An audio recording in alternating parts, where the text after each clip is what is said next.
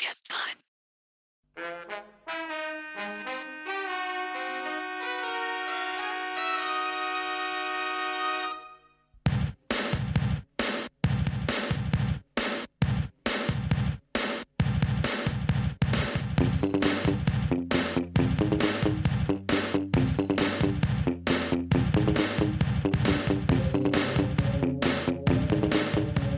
Hello everyone, and welcome back to ClandesTime. I am Tom Secker, coming to you from the grassy knolls of North Yorkshire, and this is episode 74, The Secret World of Tom Clancy, Part 1, The Films. Some say the greatest threat to America These drug cartels represent a clear and present danger to the national security of the United States. comes from other nations. Some say the greatest threat to America The course of action I'd suggest is a course of action I can't suggest. comes from within. We are 2 minutes to target.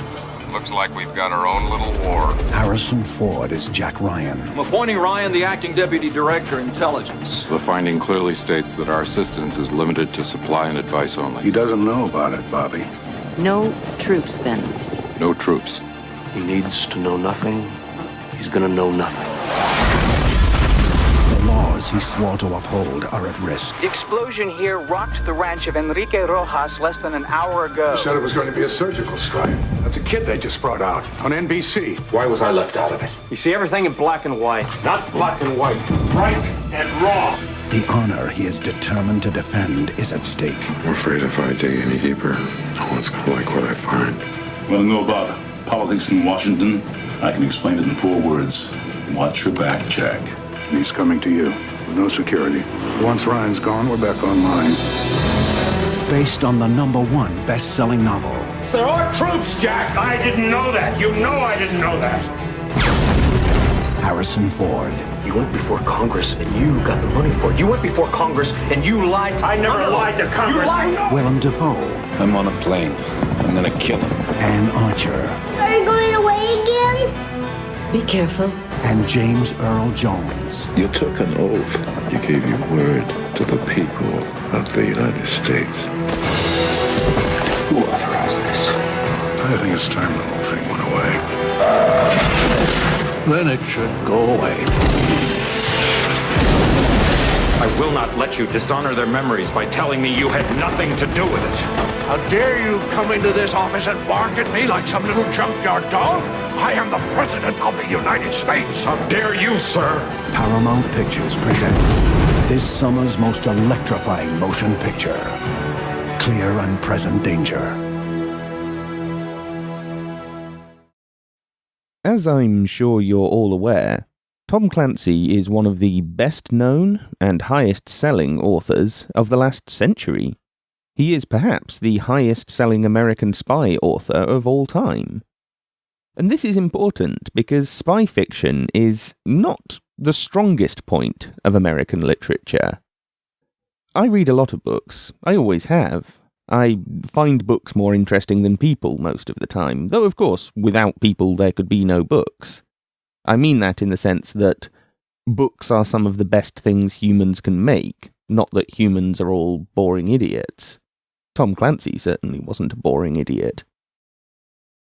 What American literature does best, perhaps better than any other nation's literature, is crime. Perhaps it's something to do with how violence is so openly at the core of the existence of the US as a country. A nation born out of war that became powerful through slavery and genocide, and is now the first truly global military empire in human history. Violence is at the heart of any state, but I don't think this is more obvious in any current state than in the US. Perhaps Saudi Arabia, where they still behead people for being gay while selling us oil so we can sell them missiles and government bonds. In any case, US crime fiction is, in my opinion, the best in the world. The best spy fiction, or at least that written in the English language, is British. And that's no surprise, really, given factors such as the British being one of the first nations to develop intelligence agencies in the formal sense. Also being the most successful of the European Empire nations, and thus having the most prominent need for intelligence agents and agencies.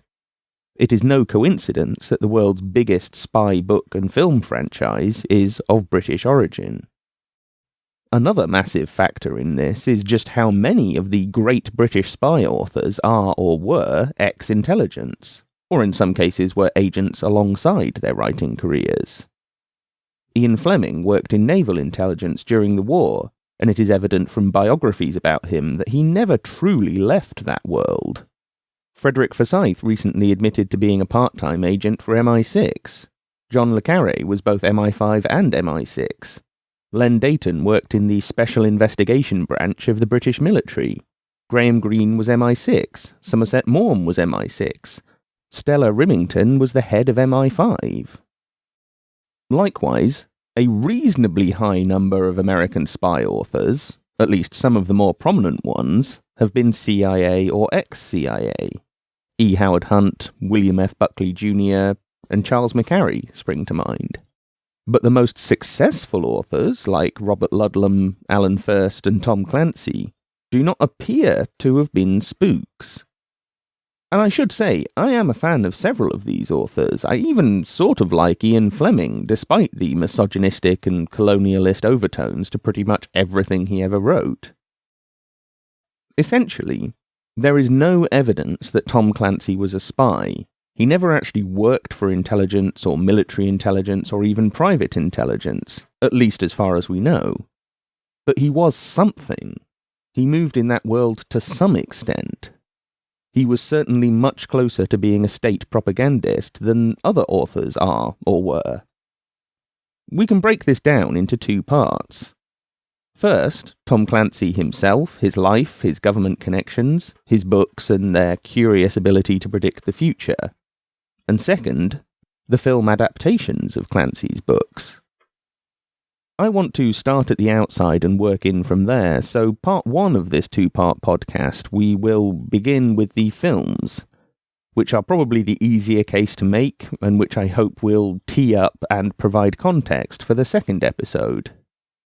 In short, all of the major film adaptations of Clancy's novels have been state-sponsored at the highest level, with the possible exception of the most recent film, but even there we find strongly suggestive evidence.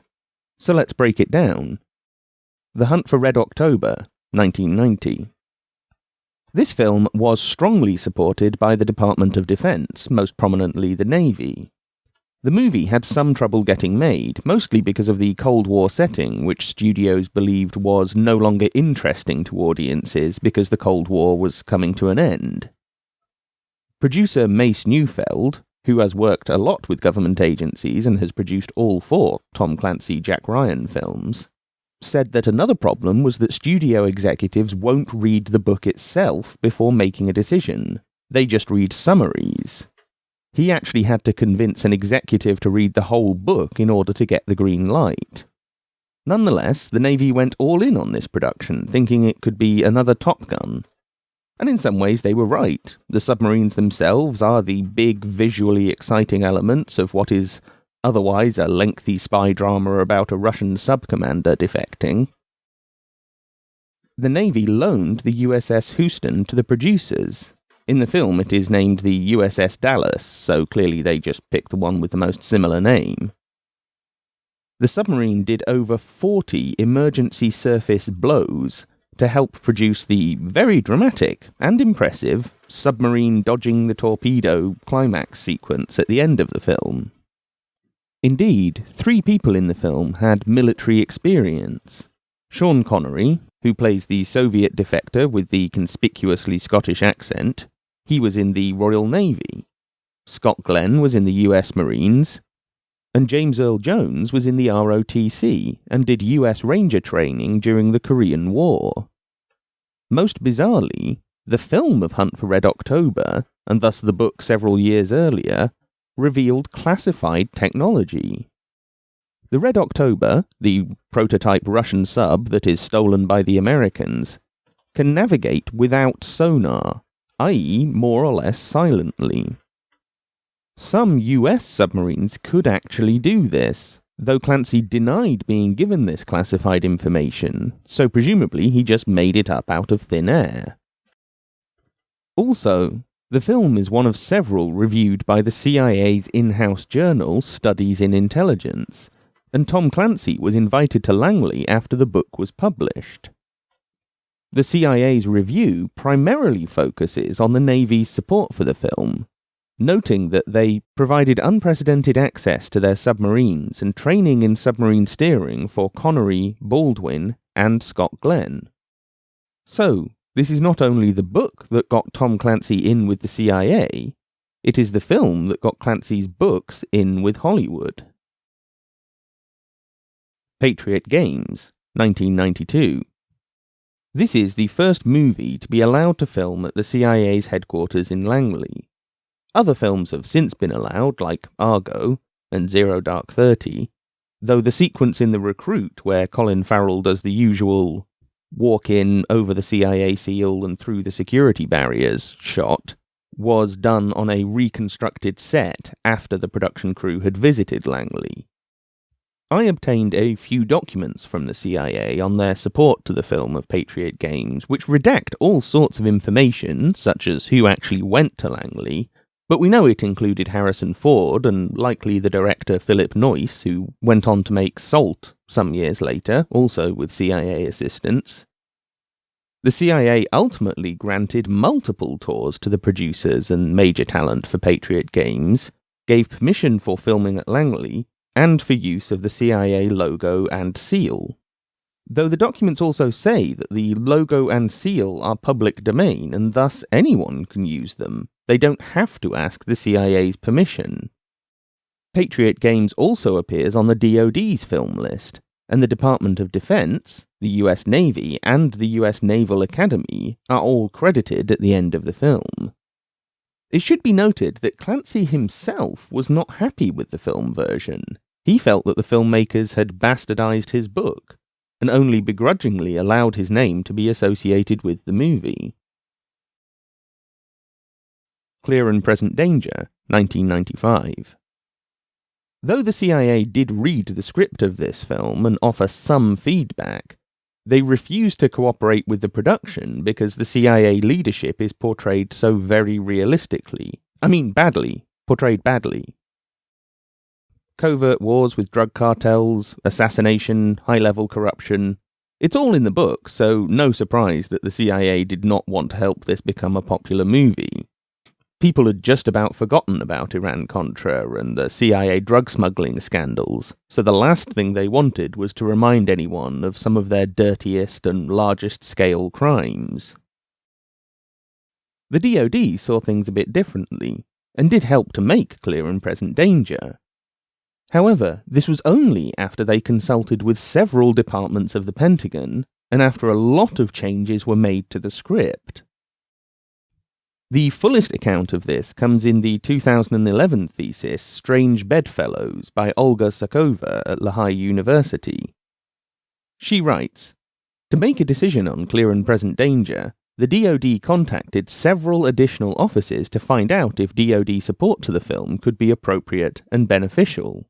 Since the film tells the story of a CIA analyst getting involved in an illegal war fought by the US government against a Colombian drug cartel, offices such as the Department of Defense Coordinator for Drug Enforcement Policy and Support and the United States Special Operations Command were requested to review the script and provide their comments, in addition to the Department of the Air Force and Department of the Navy." She goes on, "The process of negotiating on Clear and Present Danger consisted of several stages. In the first stage, the armed services involved in the project were given the script for review. All of them recommended disapproving the project for some similar and some varied reasons. However, some people in the DoD thought that the film would be beneficial to the military and insisted on finding a compromise for support. All objections were discussed between the DoD and the filmmakers. The script was rewritten several times to meet all the objections, and then the final script was given to all the services involved for the second and final review. This entire expedited review process took 5 months. As a result, all services approved the project and it got full DoD support. This thesis notes that some of the objections were that the story could damage relations between the US and Latin American countries, with one officer writing that the viewers might have a difficult time separating fact from fiction. There were pages and pages of problems that the different branches of the Pentagon had with the original script, even though it closely mirrored real events in the form of Iran-Contra.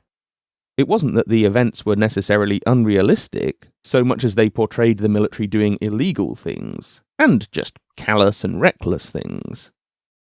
Nonetheless, the DoD wanted to support the film, so DoD Entertainment Liaison Phil Strubb wrote to Mace Neufeld refusing the request for production assistance, but outlining the changes that would secure the Pentagon's help. The changes were, broadly, quote, very negative portrayals of the US President and his National Security Advisor, US Armed Forces carrying out illegal covert operations, very negative portrayal of Colombia, Army forces conducting ambushes in which the objective seems to be killing lightly armed, ill-trained peasants instead of destroying drug production facilities, the Navy launching a covert airstrike and the subsequent trivializing of collateral damage, an Air Force fighter attacking an unarmed civilian aircraft, and a Marine helicopter gunship attacking a lightly defended drug overlord's residence with very modest effect. You can read the full details in Olga Zakova's thesis, but essentially the filmmakers caved and the changes were made to the clear and present danger script, and the film secured full DoD cooperation.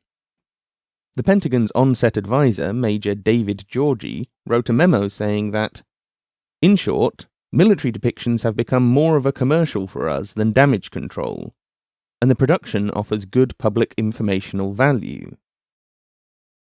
However, he is quoted in David Robb's book Operation Hollywood as saying, always, somewhere in the mind of the producers, they'd try to turn the picture in the direction that they had originally presented to us. It would be my job as technical advisor to make sure that the movie did not stray substantially from the original approved version. Sum of All Fears, 2002. This film enjoyed full cooperation not just from the DoD, but also from the CIA. This is one of very few films that CIA Entertainment Liaison Officer Chase Brandon was officially credited on, and it is listed on his IMDb page. The story of a massive nuclear terrorist attack on the US, at a sports game no less, was perfect for the post-9/11 era. Of course, the film was in development before 9/11, but you can see why the CIA and the Pentagon wanted this story up on the screen. This is also where Ben Affleck first formally gets involved with the CIA, as he plays the main CIA character in the film, Jack Ryan. Ryan was previously played by Alec Baldwin and then Harrison Ford, so this was a big step up for Affleck, and his first big move into that world. He had previously been in DoD-supported movies like Armageddon, which also had NASA on board, and Pearl Harbor. Presumably this is where he first gets to meet Chase Brandon, who already knew his wife-to-be Jennifer Garner from working on Alias. However, the DoD did change elements of the story in exchange for their production assistance. A scene where an aircraft carrier is attacked and even sunk by terrorists was seen to be portraying the US military security institutions as weak and vulnerable. It was changed so that the attack only caused damage to the ship and doesn't sink it. Bearing in mind this is all going on in the wake of the bombing of the USS Cole in Yemen, and you do wonder why they didn't want the scene scrapped entirely. Jack Ryan Shadow Recruit, 2014. That is where film adaptations of Tom Clancy's works stopped for over a decade. Then, in 2014, we got a full reboot with Jack Ryan Shadow Recruit, which is not really based on any Clancy novel, but does have a similar feel to The Recruit, which was essentially written by Chase Brandon. The new Jack Ryan, Christopher Pine, is quite a lot like Colin Farrell, and the story has similar elements, including the inevitable involvement of those pesky Russians. There is no credited involvement of the DoD or CIA in Shadow Recruit. The only technical advisor listed is Paul Hornsby, a guy who has appeared on the scene only quite recently and has actually been accused of fabricating his history in the British Special Forces. However, the film was produced by Mace Neufeld, who has been in charge of the Jack Ryan, Tom Clancy franchise since the beginning. It was also produced by De Bonaventura Pictures, a mini-studio within Paramount that is run by Lorenzo de Bonaventura. Among their productions are all the Transformers franchise, made with the DoD and NASA, the Salt franchise, made with the CIA's help, the Red series, produced with ex-CIA agent Bob Bayer, and now Jack Ryan Shadow Recruit. De Bonaventura Pictures' other CIA connection is Chase Brandon, the former CIA entertainment liaison. As I noted in my recent article Decoding Chase Brandon, he co-wrote a script for them called The Rub, alongside Wag the Dog screenwriter Hilary Henkin. This was never made into a film, but given that another of Brandon's writing partners was Roger Town, who let Brandon use him as a front for ghostwriting The Recruit, and given what De Bonaventura Pictures has done since then, one has to wonder what role Brandon and the CIA have in Lorenzo de Bonaventura's studio. So the likelihood is that the agency were involved in the Jack Ryan reboot, though at this point we have no solid evidence. To sum all this up, since the beginning, all of the movie adaptations of Tom Clancy's books have been supported by the Pentagon and/or the CIA. This often came at a price, and occasionally the script changes brought to bear by the government had the effect of pissing off Clancy himself. This does raise the question of the extent to which Clancy was on board with the DoD and CIA's overall propaganda missions.